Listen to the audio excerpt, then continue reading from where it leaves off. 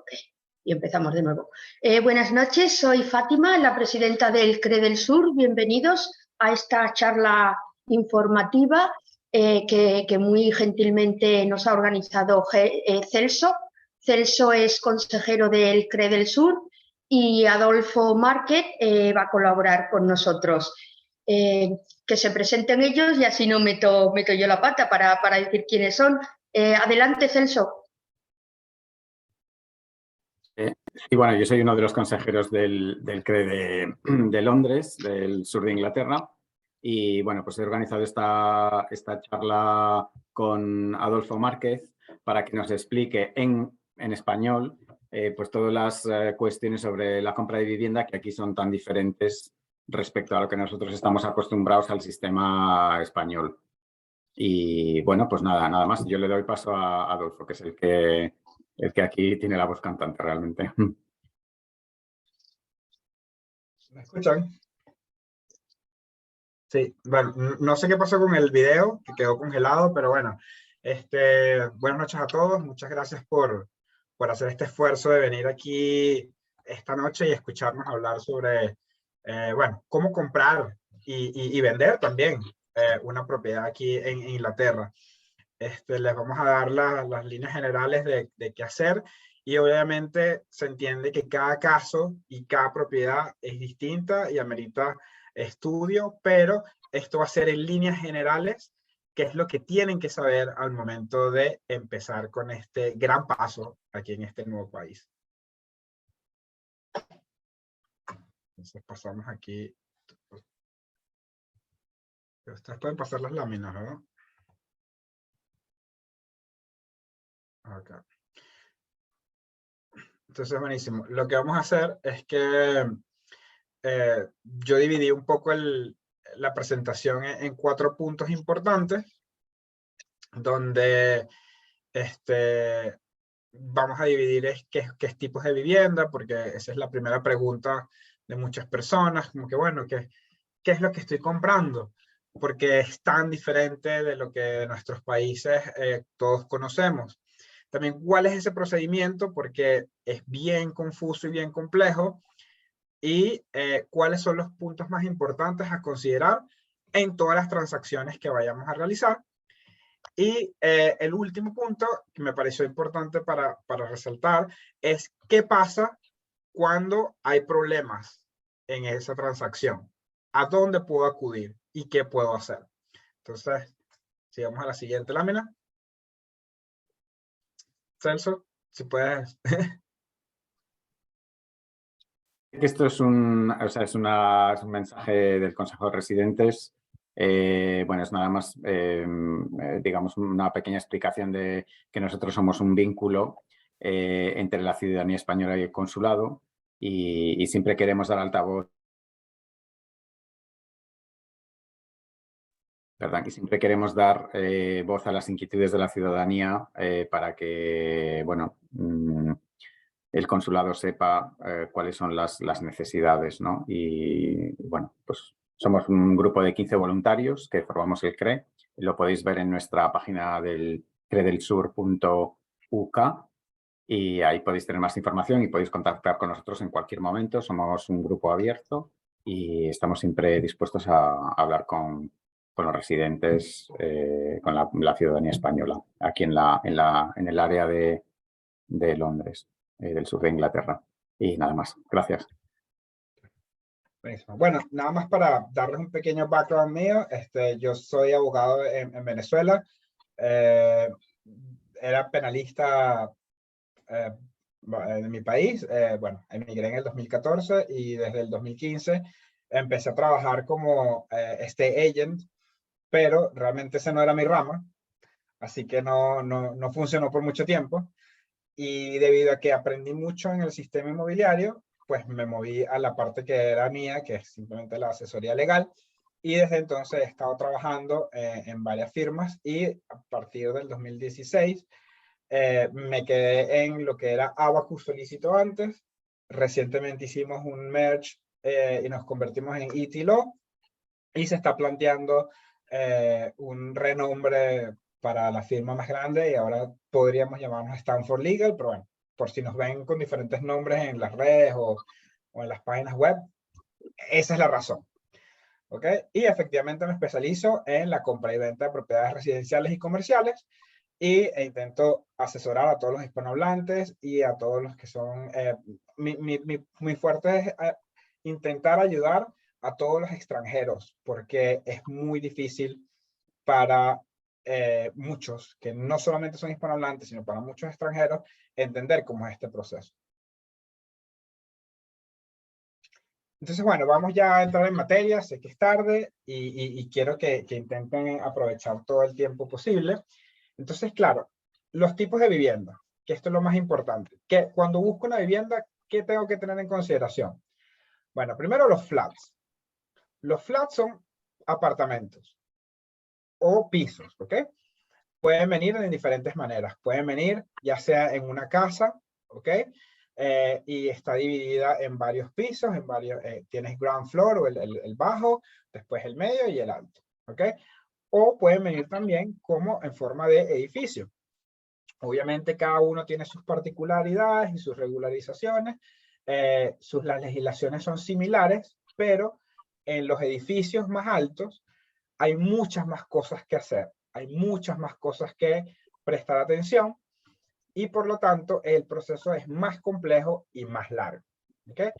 Luego, como tenemos aquí, por ejemplo, los maisonettes, son esos tipos de casas, se encuentran mucho en el área de Londres, de Bristol, de Surrey, los puedes conseguir mucho por ahí, que son esas casas donde hay como un apartamento, o sea, un piso arriba y uno abajo, pero cada uno es responsable de sus propias estructuras, lo cual es un poco complejo.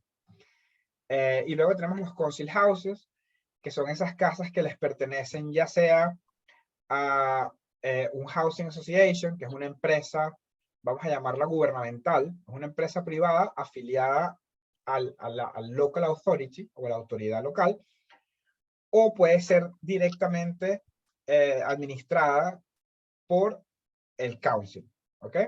Entonces, dependiendo de quién es el que te cubra la renta en ese sentido, es el que sabrás determinar quién es el que está en el management de esa casa. Pasemos a la siguiente.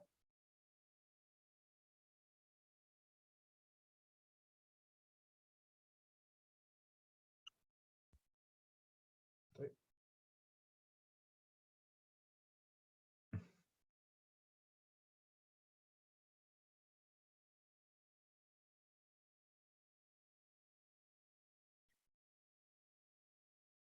Okay. Entonces, esto es muy importante para mí mencionárselos a todos. Porque quiero hacer mención de council houses. ¿Qué son?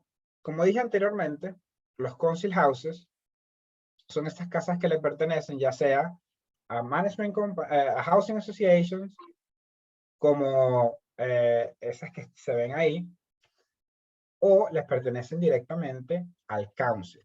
¿Ok? ¿Cómo conseguirlas? Usualmente tienes que aplicar directamente con el council para que te den esas viviendas. ¿Ok? Tienes que cumplir con los requisitos. Cada local authority y cada housing association tiene sus propios requisitos.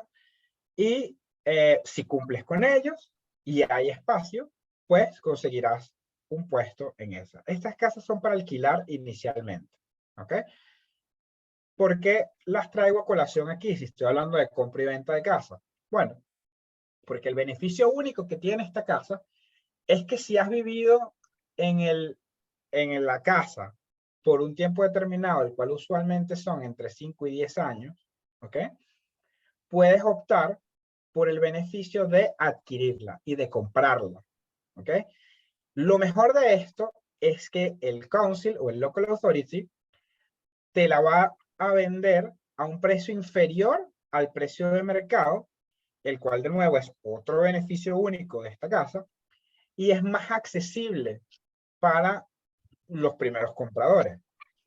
Entonces, claro, para que ellos te lo ofrezcan a ti, tienes que cumplir también con los requisitos, como por ejemplo pagar la renta a tiempo, cumplir con las obligaciones que te hayan estipulado ellos en el contrato, y pues solicitar el ofrecimiento como tal.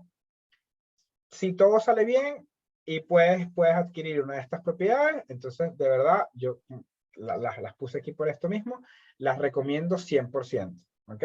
Porque es un buen momento, o sea, es un buen paso para iniciar en el mundo inmobiliario, siempre y cuando, de nuevo, vayas a vivir en la casa.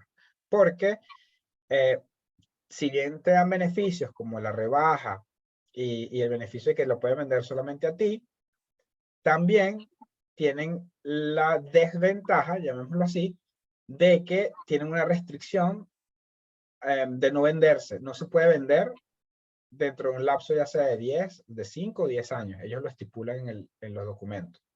Entonces eso también vale la pena acotar. Igual que usualmente no te dejan alquilarla tampoco si si la adquiriste como comprador. ¿Okay? Pasemos a la siguiente. Perfecto. Entonces ahora el proceso de compra. Aquí me voy a extender un poco más porque ya esto es la materia más complicada y más compleja de todo. ¿Cómo empezamos, vamos a decir? Hay dos procesos que tienen que llevar en paralelo. Mi experticia solo va en el proceso legal, ¿de acuerdo? Sin embargo, el otro proceso que tienen que llevar de la mano es el de la hipoteca. Para la hipoteca, yo les puedo decir lo básico, ¿ok? Que es que simplemente tienen que o ir directamente al banco y buscar ustedes sus mismas ofertas, lo cual es complicado, toma mucho tiempo y puede que no resulte en la mejor opción. ¿Por qué? Porque el banco lo estás haciendo de manera online y posiblemente no es lo que te beneficia. ¿Qué recomiendo yo? Un broker, un mortgage broker, porque el mortgage broker tiene un sistema donde puede revisar 50 bancos a la vez, ¿ok? Y le va a generar 50 potenciales ofertas, ¿ok? Entonces, una vez que hablen con su broker y puedan saben cuánto dinero les pueden prestar el banco y cuánto depósito tienen ustedes guardado en su banco, ahí es cuando pueden decidir qué es lo que puedo comprar. ¿Ok? ¿Por qué es importante eso? Porque hay que sincerizarse al inicio. Hay que decir, por ejemplo, tengo 10.000 libras en mi banco, mi salario es de tanto, y el banco, en base a mi salario, me puede prestar, por ejemplo, 150. O sea que siendo realista, tengo entre 160 a 155 para maniobrar. ¿Ok? Una vez que tengas esa figura en tu cabeza, esa cifra en tu cabeza, y seas realista con lo que puedes comprar, de ahí, entonces puedes ir a un estate agent o buscar en Zoopla, Rightmove, cualquier página de internet que necesites. ¿Ok? En ese punto empiezas a buscar tus propiedades y pones tu oferta. Una vez que pones la oferta, el estate agent hará unas revisiones, hará unas investigaciones de si tienes los fondos o no. Y si tienes los fondos, le dicen, felicitaciones, su oferta ha sido aprobada. Por favor, denos a conocer los datos de su abogado. Y ahí es cuando entramos nosotros. El primer paso de nosotros es la instrucción al cliente. ¿Ok? Ustedes nos instruyen formalmente, se conectan conmigo, me dicen, Adolfo, mira, esto es lo que estoy intentando comprar. Por favor, dime cuánto más o menos va a ser. Yo les pregunto, por ejemplo, ok, dime qué estás comprando, una casa, un apartamento, freehold, leasehold, cuánto va a costarte, cuánto depósito tienes y qué banco vas a tener. En base a la información que tú me des, nosotros generamos el quote o los costos iniciales y te enviamos una serie de información, la cual tú tienes que completar y regresar. El segundo paso, como ven en esta cadenita que es bien útil, es lo que se llaman los drafts. ¿Ok? Los drafts, yo lo llamo en este caso contract pack. ¿Por qué? Porque el proceso realmente no inicia, el de compra, no inicia hasta que el vendedor o el abogado del vendedor no nos genere a nosotros lo que se llama precisamente el contract pack, que son una serie de documentación e información acerca de la vivienda, lo que pasa a sus alrededores inmediatos, ¿ok? Y además la información que el vendedor conoce al respecto. Con esta información, nosotros podemos hacer lo que es el paso 4. Yo mezclaría el paso 3 con el 1, van juntos de la mano. Pero el paso 4 son los searches. ¿Okay? Los searches son una serie de investigaciones, los cuales van a decirnos si, por ejemplo, el primero es en relación al local authority, a tu council. ¿Qué tienes alrededor? ¿Qué gravámenes puede tener la casa? ¿Qué situaciones adversas hay en la localidad que pueden afectar la casa? ¿Y qué modificaciones se han hecho? Por ejemplo, si alguien ha extendido la casa y se ha hecho de manera legal y correcta, eso lo va a establecer el local search. Si por el contrario, tú me dices, Adolfo, por cierto, yo vi una extensión y no hay nada en el local authority, eso es una alerta.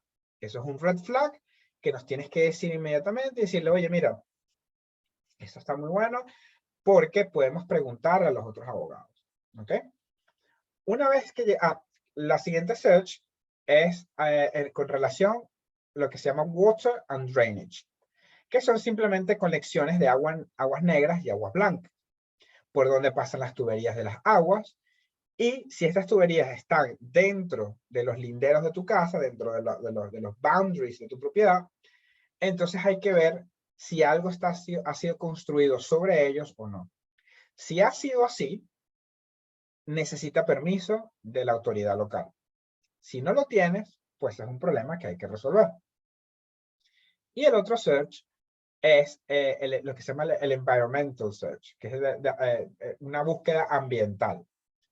Esta búsqueda ambiental nos da a conocer a nosotros más información sobre riesgos de inundación, riesgos de minería, porque recordemos que en este país hubo mucha minería de carbón, en específicas partes del Reino Unido, no, en el sur no tanto.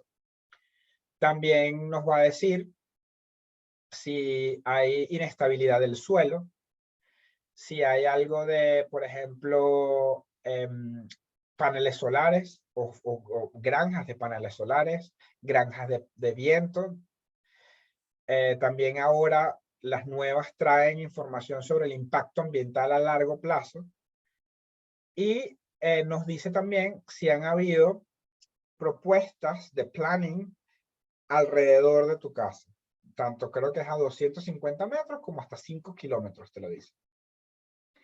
Toda esta información es necesaria y relevante para tomar la decisión de si comprar o no la casa. Una vez que los abogados tengamos estos searches, preparamos lo que se llama el report. Y lo mencionan ahí como report en el paso 5. El report es toda esta información que nosotros hemos recopilado a lo largo del proceso, se los presentamos a ustedes de la manera más simple, en compañía de los documentos que nosotros utilizamos para elaborar ese reporte. Lo importante es leer en conjunto el reporte con los documentos y si hay alguna pregunta, hacérnoslo saber a nosotros. ¿Ok?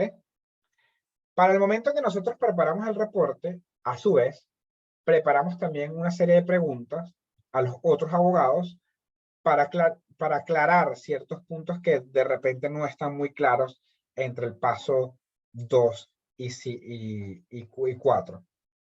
Si es así, entonces tenemos que esperar a que los otros abogados nos contesten. Una vez que nos contesten, ustedes han firmado todos los documentos, tenemos el mortgage offer, ya hayamos aclarado el depósito, ya hayamos aclarado todas las dudas, viene lo que se llama el exchange. ¿Ok? El exchange of contracts es el momento exacto en que ambas partes se convierten legalmente están legalmente obligados tanto el vendedor a vender como el comprador a comprar. Esto es importante aclarar. Antes de este momento, cualquier cosa puede pasar. ¿Ok? Ustedes se pueden salir de la transacción, si no les gusta, se van, dicen, no, mira, esto no me conviene, Adolfo, o sea, yo me voy a salir, y yo, bueno, no pasa nada. Se salen y no hay penalidad por parte del vendedor. Pero, una vez que se haya hecho el exchange y se fije el completion date, que es el día que te entregan la llave en tus manos de tu nueva casa, si no pasa el completion el día que acordamos en el exchange, es cuando hay penalidades. Es cuando hay entonces repercusiones legales sobre qué puede pasar. Y luego obviamente está el paso 7, que es el completion, que por eso hay una llavecita y dice, aquí tienes tus llaves, felicitaciones, este es tu nuevo hogar. ¿Ok?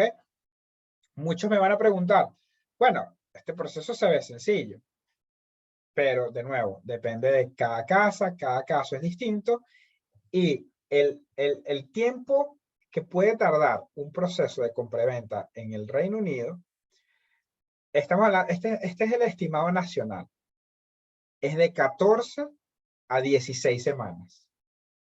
¿Ok? ¿Se puede hacer más rápido? Sí, se puede hacer más rápido. Hay ciertas cosas que te dejan hacerlo rápido. Yo he hecho transacciones en 2 semanas. Se puede extender también. También he tenido casos donde hemos pasado año y medio peleando y no hemos todavía hecho el completion. Así que eso es importante tenerlo en consideración cuando vayan planeando que me quiero mudar. ¿Ok? Tengan en mente que puede tardar mínimo 3 meses. ¿Ok? Si se hace antes, pues es un beneficio para todos. Si se hace después, pues tienen que tomarlo en cuenta también. ¿Ok? Pasemos a la siguiente. Ok. ¿Cuáles son los puntos a considerar en toda transacción? Como les dije en el reporte, nosotros les decimos qué es lo que vimos. ¿Ok? En toda la documentación que recibimos por parte de los vendedores, de los searchers, el mortgage offer también va a traer a veces trae un avalúo. Entonces, cuando vemos eso, nosotros se los presentamos a ustedes. Y ustedes tienen que revisar también que todo esté en línea con el reporte. Lo que tienen ahí en pantalla, esas 2 fotos, son como eran los títulos de propiedad antes y como es ahora, el que está obviamente en digital abajo. Eso es un título de propiedad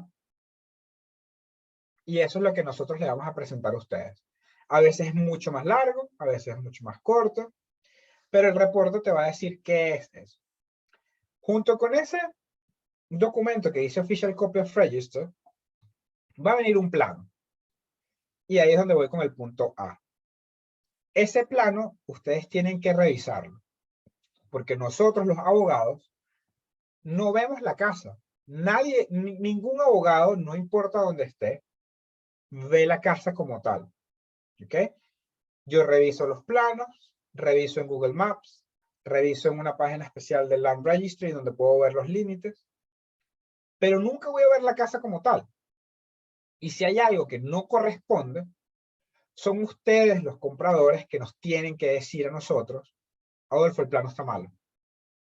Adolfo, este límite no es así. Yo cuando fui a la casa vi que tenía una curva, vi que tenía algo distinto, no es así. ¿Ok? Y nosotros podemos tomar las acciones pertinentes. Eso es muy importante que lo tengan en consideración cuando compren cualquier propiedad. Luego tenemos los derechos y obligaciones. Esos 2 documentos que tienen ahí, que de nuevo pueden cambiar, establece cuáles son sus derechos y cuáles son sus obligaciones con cada propiedad. Los leases suelen ser mucho más restrictivos. ¿Ok? Si ustedes van a comprar un leasehold house o un leasehold flat, lo más seguro es que tenga restricciones como, por ejemplo, no modificar la casa ni externa ni internamente, no tener animales, no causar daños, obviamente, a la propiedad ni al exterior, y mantener la paz con el resto de los de inquilinos, entre otras cosas. ¿Ok? También es importante mencionar que como tú tienes esos derechos, pues los vecinos también tienen los mismos derechos y las mismas obligaciones. Y si uno de ellos está incumpliendo con el lease, ustedes pueden llamarlo a capítulo y decir, te voy a reportar con el landlord. Y el mismo lease tendrá las herramientas para hacerlo y qué consecuencias tendrá el incumplimiento de las condiciones que ahí se establecen. Por ejemplo, una de las condiciones del lease también es que ustedes tienen que pagar lo que se llama el ground rent, que es una renta para mantener las áreas comunes, así como el service charge, o para pagar el seguro del edificio. Si ustedes no pagan, usualmente el lease tiene una cláusula que dice, si en 14 días después de que se hace la solicitud de pago, ustedes no la realizan, el landlord puede solicitar la devolución de la casa. Y ustedes pueden perder la casa como tal. ¿Que lo hacen o no lo hacen? Yo hasta ahora no lo he visto. Pero no quiere decir que no pueda pasar. ¿Ok? El beneficio a favor del landlord está ahí. Y él lo puede hacer. ¿Ok? Voy con el punto C, que ya lo vengo hablando y desarrollando. Las restricciones. Como digo, usualmente los freehold no tienen tantas restricciones como la tienen los leaseholds. Pero no siempre es así. Y en especial con las casas nuevas. Las casas nuevas, que son freehold, vienen con muchas más restricciones que las que venían antes. ¿Ok? Eso es importante notar al momento de que ustedes compren una propiedad. Si las restricciones no están en línea con lo que ustedes quieren, piénsenlo bien, porque no se pueden cambiar. ¿Ok? Y si se puede intentar cambiarlas, es poco probable que lo hagan, pero va a costar dinero y tiempo. Y el último punto que quiero tocar sobre esto es la estructura y los cimientos. Como les dije en el punto A, nosotros no vemos la casa. No sabemos absolutamente nada de la estructura de la casa y no somos expertos en estructuras. Somos expertos en el área legal. Mi recomendación, realicen un survey, así se denomina, o un avalúo profesional. ¿Por qué? Él es el profesional que tiene las herramientas y el conocimiento técnico de decirte si una raya en la pared es simplemente un movimiento normal del edificio, porque bueno, porque las casas se expanden con el calor y se encogen con el frío, y aquí todos sabemos que las casas parecen de papel. O realmente es un problema estructural grave. Yo veo una raya y para mí es una raya. ¿Ok?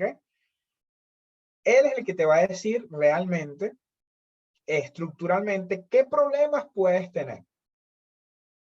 Y nos va a dar unas recomendaciones, tanto a ustedes, compradores, como a nosotros, los abogados. Esas recomendaciones las tomamos en consideración y muchas veces puedes renegociar el precio, muchas veces no vas a poder hacerlo. ¿Ok? Eso es importantísimo. Hay veces que el banco te ofrece sus surveyors, ¿ok? Si les parece que es más económico, más práctico, tómenlo. Si no, busquen ustedes su propio surveyor para que les haga el avalúo. Pero es muy importante que lo hagan. Sé que es caro, porque un survey nivel 2, que es el que necesitan, oscila entre unos 400 a 600 libras. Entonces también tomen en consideración eso al momento de cuando hagan sus cálculos de lo que van a gastar en la transacción. ¿Ah? Si cambiamos, por favor. Ahora, entiendo que muchas veces hay problemas de comunicación con los abogados. estamos muy ocupados todos, no es difícil, o sea, es muy difícil mantener a todo el mundo contento. Es muy difícil también que, por ejemplo, todo el mundo esté en línea con las cosas. Y si en algún momento tienes problemas, tanto de comunicación con tu abogado, o el estate agent, o alguien, con respecto a la transacción, estos son los entes reguladores que te podrían ayudar. ¿Ok? El primer paso sería hacer un formal complaint con el manager del abogado que está trabajando para ti. Si el formal complaint no llega a nada, entonces puedes llevarlas a mayores, como por ejemplo ir al Solicitor Regulation Authority, Citizen Advice o el Law Society.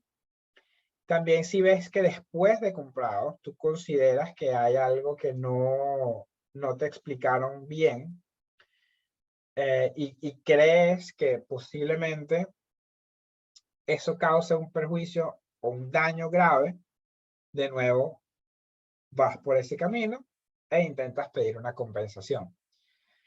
Pero de nuevo, tienen que tomar en consideración que, si bien es cierto, estamos en la era de que tú mandas un correo electrónico y yo lo recibo inmediato, así como ustedes mandan un correo, hay 10 personas más mandando correos. Posiblemente tu correo sea más complejo que el de otros, así que pues obviamente todos intentamos darle prioridad, pero la realidad es que hay correos que se pueden, todos lo sabemos, se pueden responder mucho más rápido que otros. ¿Ok? Tengan eso en consideración cuando empiecen un proceso, porque muchas de las razones también de las quejas es que no hay, vamos a decir, comunicación inmediata, pero a veces es un poco difícil. ¿Ok? ¿Sí? Y bueno, ahorita pasaremos a la parte de preguntas que imagino que muchos tienen. Estas son mis redes sociales, ese es mi correo electrónico. Cualquier duda que tengan, me escriben ahí, me contactan, me escriben, me mandan mensajes, yo con mucho gusto los ayudo. Si está dentro de mis posibilidades, si no es mi materia, intentaré darles la dirección de a dónde podrán acudir. Pero si no tengo la respuesta, pues no la voy a inventar.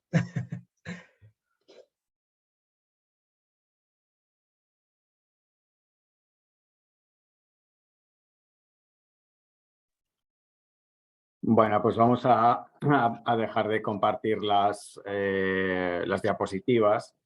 Y entonces ahora ya puedo, es que no podía ver antes la charla, pero bueno, me acuerdo que al principio había alguien que decía si vamos a enviar la sesión grabada por email a los participantes. Entonces lo que vamos a hacer, no la vamos a mandar por email, la vamos a subir a nuestro canal del YouTube, del CRE, que me parece que hacen, si puedes poner ahí el link del canal de YouTube, os podéis, me parece que, o dar al like o suscribir al canal, y entonces una vez que la charla la subamos, pues automáticamente os llega un mensaje que hay una charla del CRE. Y bueno, siempre son... Gracias, Astrid. Entonces son siempre sobre, bueno, pues temas en fin, de interés para la comunidad española. Entonces me parece que esa es la primera pregunta. Luego, vamos a ver. Bueno, había por ahí gente que tenía problemas con el audio. A ver, entonces, Giancarlo dice si me puedes explicar la diferencia entre un leasehold o un freehold. O sea, una casa que tiene un leasehold y una casa que tiene un freehold. Ok, vale. Muy buena pregunta, Giancarlo. Mira, el freehold, vamos a ponerlo de manera sencilla. El freehold es cuando tú eres dueño del terreno y de la casa como tal. ¿Ok? En el leasehold, tú eres dueño por un periodo de tiempo determinado de solo la casa. ¿Ok? Alguien más es dueño de la tierra y tú le tienes que pagar una especie de renta por ese periodo. ¿Ok? La renta puede variar, es lo que se denomina el ground rent. ¿Ok? Puede ser, mira, los he visto de todos, desde el 0 o bueno, se llama peppercorn, a bueno, los he visto en 250, 350, 450. ¿Ok? Esa es la diferencia más determinante. La segunda diferencia, como dije durante la presentación, es que el freehold no tiene tantas restricciones como el leasehold. ¿Ok? Puedes hacer más cosas, a lo mejor puedes hacer cosas hasta sin permiso. En el leasehold no vas a poder. Vas a tener que muchas veces solicitar información, permiso al landlord, que es el dueño de la tierra. Y otras figuras que participan en el leasehold, específicamente si es un edificio, tienes el management company y el landlord. Y puede haber un managing agent. Pueden haber 3 de diferentes compañías y todas van a cobrar. Y a todas hay que pagarles. Entonces creo que esa es la diferencia más radical que puedes encontrar.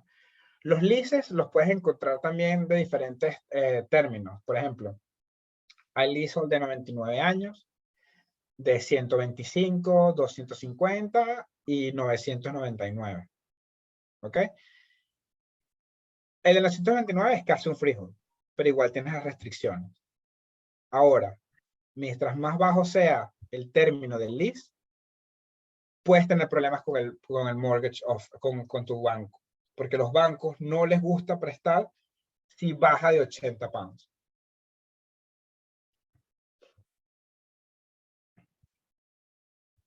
¿Qué dice aquí? Ya va. No puedo leer los mensajes. Aquí está. Vale, ¿nos oyes, Adolfo? Sí, los oigo. Sí. Vale, entonces, bueno, yo creo ahí hay varias preguntas, pero una que digamos que pasa un poco con la anterior es Mónica.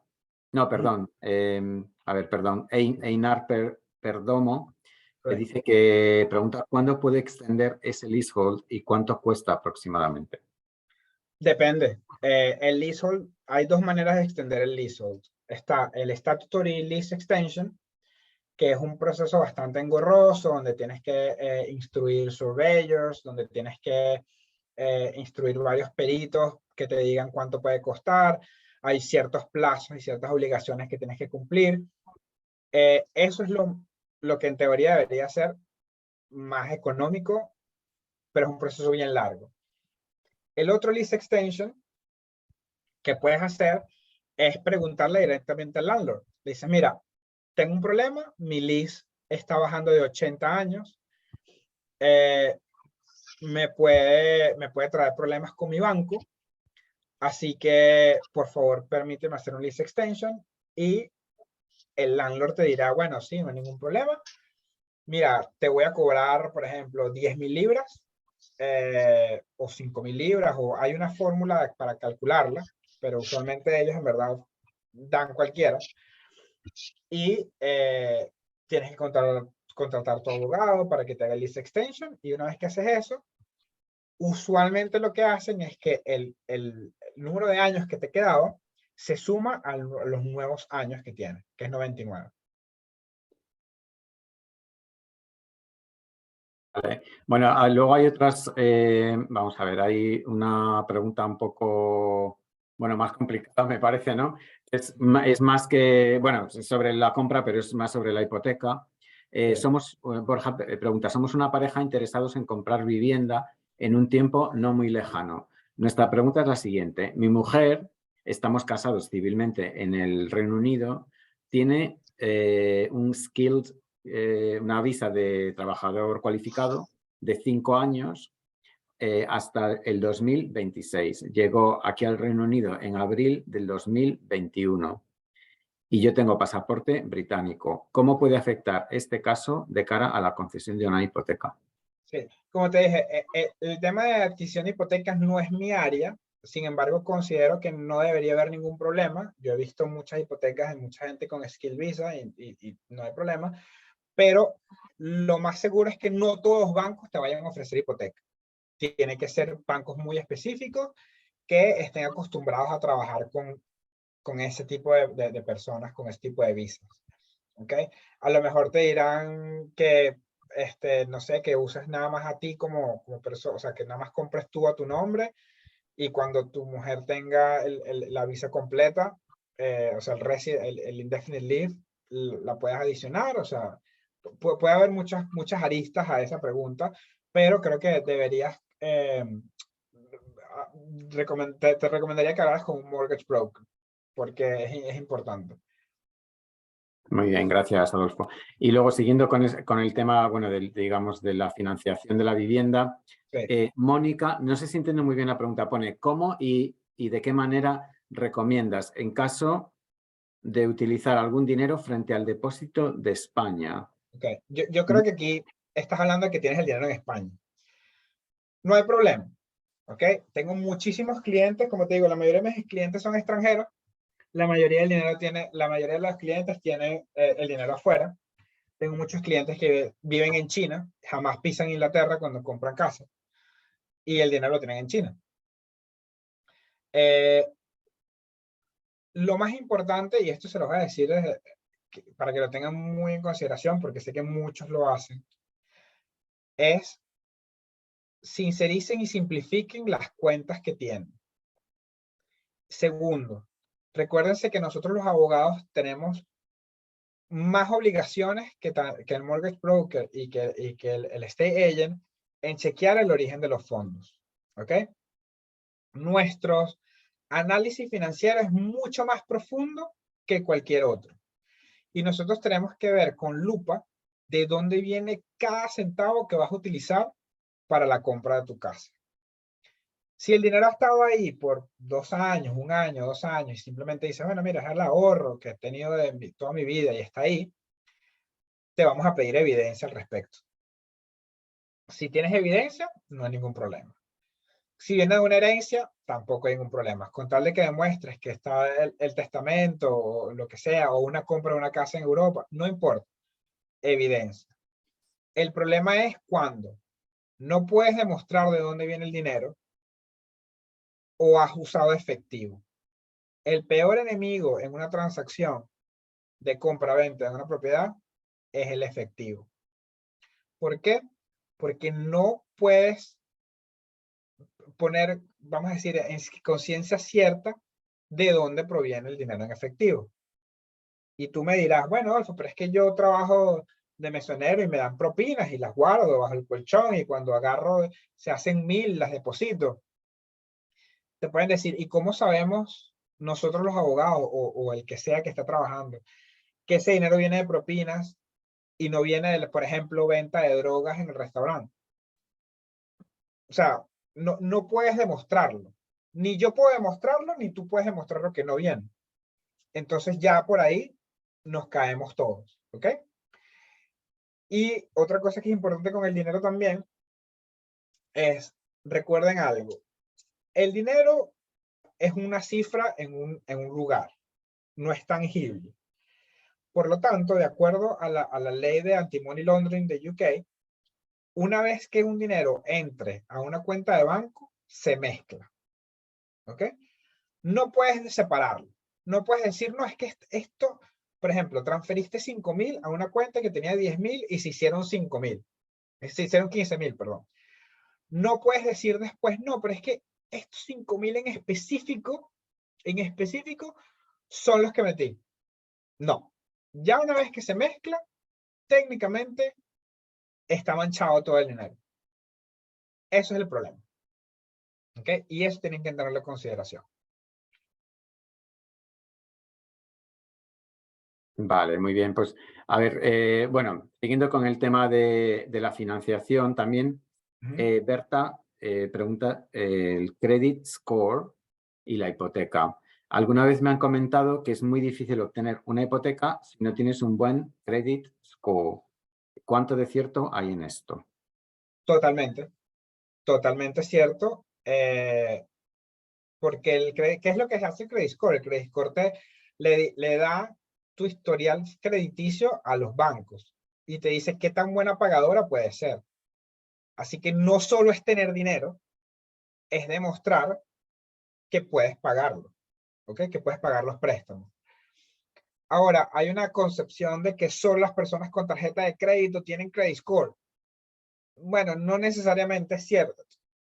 Sí ayuda a tener una tarjeta de crédito. Eso no lo voy a negar. Pero también hay otras maneras de incrementar tu credit score. Préstamos personales, direct debits. Hay muchísimas maneras de obtener eso. Lo importante también, y esto es importantísimo para todos nosotros, todos tenemos más de un nombre y más de un apellido. ¿Ok? Esa es nuestra cultura. Usa tus 2 nombres y tus 2 apellidos completos. Siempre, siempre que puedas. ¿Por qué? Yo sé que es más fácil decir primer nombre y primer apellido, o aquí como lo hace primer nombre y último apellido. Pero las entidades financieras toman mucho en cuenta esto. Y si hay una discrepancia, el credit score va a salir alterado. Porque puede que, por ejemplo, en mi caso, yo soy Adolfo Enrique Márquez López, y hay bancos donde me tienen como Adolfo López, otros que me tienen como Adolfo Márquez, otros como Adolfo Enrique López. Son 3 personas distintas. Yo soy Adolfo Enrique Márquez López. Entonces, si tú tienes todas tus cuentas, todos tus direct debits, todas tus obligaciones financieras con el mismo nombre, ahí es cuando se beneficia y sube ese credit score. Genial, genial, pues muy bien. Y bueno, una pregunta un poco diferente sobre lo que es la negociación. Patricia Cela pregunta ¿qué porcentaje de reducción sobre el precio, me imagino, es razonable a la hora de presentar una oferta, cuando hacemos una oferta por una casa? Claro. Bueno, depende, te diría. ¿Ves la casa? ¿Ves que están pidiendo, por ejemplo, 300.000 libras? Y ves que, por ejemplo, hay un perro que dejó todo, no, insisto, he ido a casas con perros y créeme que no todas son así.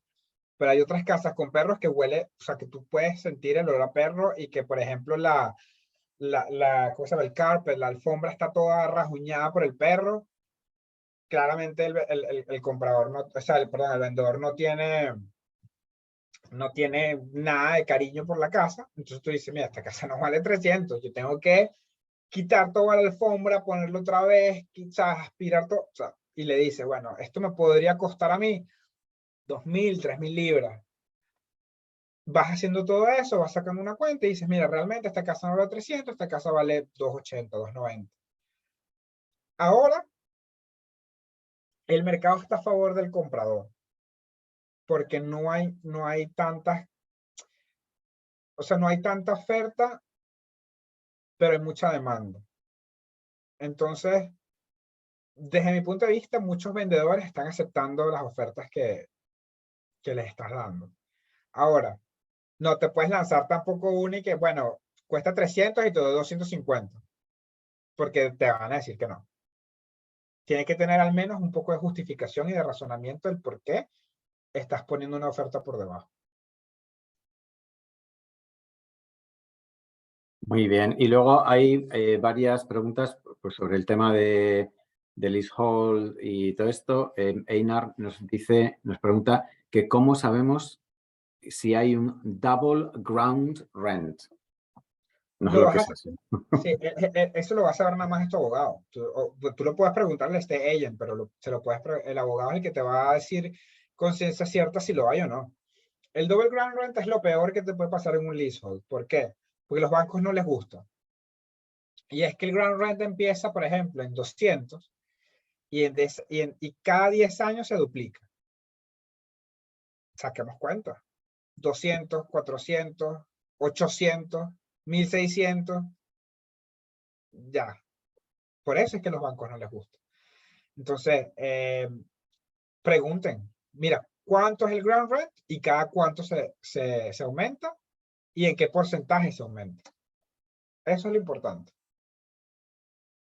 Genial. Y bueno, hay más cosas sobre esto. Berta también pregunta, cuando has hablado de las restricciones en el freehold y has dicho que son distintas en las casas nuevas, ¿a qué tipo de restricciones te refieres?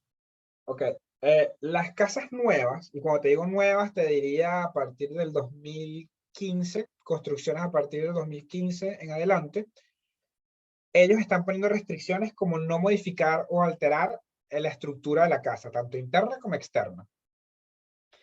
¿Por qué? Porque quieren intentar mantener la originalidad de su construcción y una uniformidad. Las casas más viejas no tienen esto. Las casas de 1912, sabes, por ahí, 1930, yo te diría que hasta los 2000 suelen no tener este tipo de restricciones. ¿Okay? Hay también, por ejemplo, restricciones de, déjame ver una que se me ocurre, por ejemplo, mi casa antes tenía una restricción de no hacer barbecue, barbacoas, no hacer parrilladas, lo cual es irracional porque tienes una casa con un jardín y si tú quieres hacer una barbacoa, pues la haces. Pero hay una restricción. ¿Okay? Ahora, si las cumples o no las cumples, bueno, ya habrá que ver a qué nivel tus vecinos, que son los que le pueden decir al beneficiario de esa restricción, ¿sabes? Te pueden llevar a mal, pues. Muy bien. A ver, bueno, hay varias preguntas más sobre esto del leasehold. Nos estamos quedando un poco sin tiempo, ¿no? Hay una pregunta, ¿puedo comprar un leasehold y convertirlo en freehold? ¿Y cuánto me puede costar? La respuesta es sí puedes. ¿Cuánto puede costar? Depende también. Yo he visto freeholds que los venden en 100 pounds, he visto freeholds que los venden en 5.000, he visto freeholds que los venden en 10.000. Sí se puede, pero cuesta dinero. Y una pregunta, bueno, muy relevante así para nosotros. Aquí está, Josu nos dice que lo primero, muchas gracias por la charla. Mi pregunta es relativa al stamp duty. En estos momentos estoy en el proceso de compra. Tengo una vivienda en propiedad en España que he puesto en venta. Creo que si vendo la vivienda antes del completion aquí, pago la tarifa baja, pero si la vendo después debería pagar la tarifa alta. Y tendría 3 años para pedir la devolución parcial. ¿Es así? Sí, correcto. Hay ciertas regulaciones del stamp duty. Recordemos que first time buyer, que es lo que sería no pagar stamp duty porque eres primer comprador, es a nivel mundial. Si tú has sido dueño de una casa en cualquier parte del mundo o eres actualmente dueño de una casa, no eres first time buyer y te toca pagar. Bueno, dependiendo del valor de la propiedad, pero o sea, en teoría te toca pagar. Si la vendes antes, técnicamente esta no sería tu segunda casa, así que sí, puedes pagar la parte más baja. Y si también hay una regla de que dice que si vendes esa casa dentro de un periodo de 3 años, puedes solicitar la devolución. Lo puedes hacer tú solo. Yo siempre digo que es medio peligroso hacerlo solo porque no sabes qué particularidades tiene. Hay ciertas empresas que se encargan de recuperar eh, el stamp duty, pues dale, es muy importante. Vale. Y una pregunta así muy moderna, ¿no? Muy de ahora. Arantxa se pregunta si se puede pagar una vivienda con dinero obtenido a través de criptomonedas. ¿El Sí, pago de la inicial o el pago total de una casa? sí, o sea, no puedes, obviamente no puedes pagar en criptomonedas como tal, pero puedes hacer el cambio, tienes que hacer el cambio a moneda, o sea, la moneda a pounds, y tienes que demostrar toda esa transacción. Por ejemplo, si usas Binance, Crypto, Coinbase, el que sea, tienes el dinero en cripto, lo muestras cuando hiciste la venta, muestras cuando esa venta cae en libras en tu cuenta, ahí tienes todo el camino de ese movimiento de moneda, ¿ok? Ahora, los bancos no les gusta mucho y los abogados están obligados a reportarlo. Si el banco está de acuerdo, no pasa nada. Pero tómalo muy en cuenta, ¿ok? Porque a veces no les gusta a los bancos eso. Muy bien.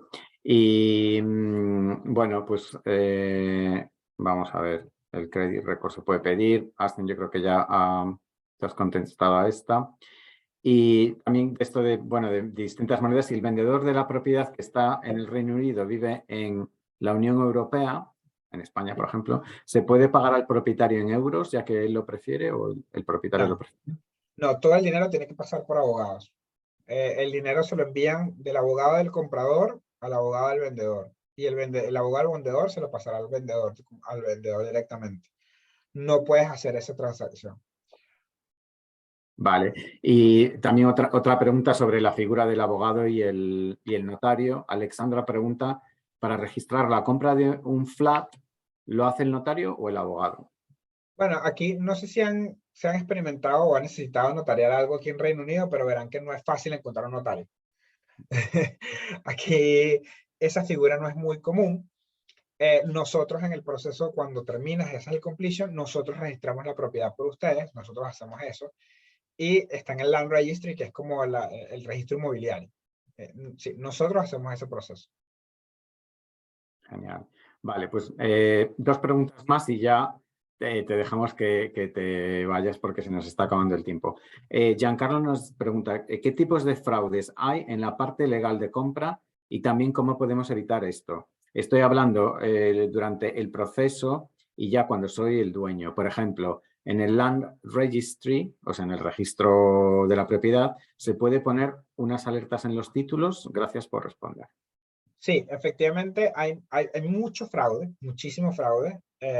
Lo más importante es, por ejemplo, la primera alerta que nos dan a nosotros los abogados son cuando se venden casas por debajo del precio de mercado, donde no hay una hipoteca fija en la casa. Eso es una alerta. Usualmente también donde hay personas mayores que son las que están vendiendo bajo poderes, lo que se llama los poderes notariados o power of attorneys, eso también es una alerta. ¿Cómo podemos protegernos una vez que ya compramos? Bueno, si tienes una hipoteca, en verdad va a ser muy difícil que te la puedan vender por abajo. Pero si no tienes hipoteca y estás solo y puedes poner una restricción de identidad, por ejemplo, diciendo que la persona que compre, su abogado tiene que emitir una carta certificada de que ha verificado la información y la documentación de identidad del vendedor. Sin eso, no van a registrar la casa. Esa es una. O por ejemplo, si estás comprando con 2 personas, se pueden poner restricciones de que una persona no pueda vender sola. Que a juro necesites la firma de las 2 o de 2 personas como tal. Y así como esas restricciones hay muchas. Hay, desde Form A hasta creo que Form K, Form L. O sea, hay muchísimas. Muy bien. Y ya la última pregunta, Jaime nos dice, una casa de un council house, o sea, un council house, que es un leasehold, ¿se puede hacer freehold? Y si se puede hacer, ¿qué tipo de freehold te dan?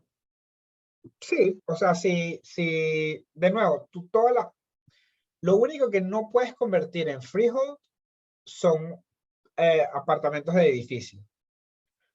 Porque nunca vas a ser dueño de la tierra si estás en el piso 15. ¿Ok? Porque ¿qué pasa con el resto de los 14 pisos?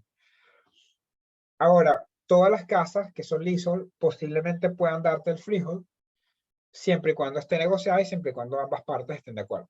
¿Ok? Y te dan freehold title, o sea, el título absoluto. Muy bien. Bueno, pues esas son todas las preguntas. Nuestra compañera Aston subirá la grabación a nuestro canal de YouTube y entonces, bueno, si hay alguna pregunta más, pues siempre la podéis poner por ahí.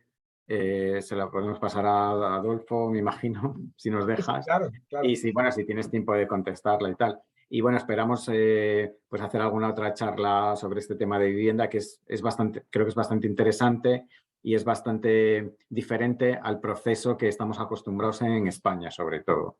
Sobre todo estos temas de freehold y leasehold, que es que no se sabe casi ni cómo se traduce, ¿no? Porque no existe, ¿no? En España. Sí, o sea, es muy difícil porque en verdad en mi trabajo se meten mucho conmigo. Esta es una anécdota porque, claro, yo hablo en español con mis clientes y les escribo correos en español. Y de repente hay unas palabras que salen en inglés. Y dices, bueno, pero ¿por qué haces eso, Adolfo? ¿Qué estás haciendo? O sea, o es español o es inglés, no me mezcles las dos. Y que bueno, es que hay palabras que no se pueden traducir. No las puedo traducir. Y tengo que decirlas porque si te las traduzco y las traduzco mal, no la vas a entender. Entonces, es lo mejor de hacerlo de esa manera.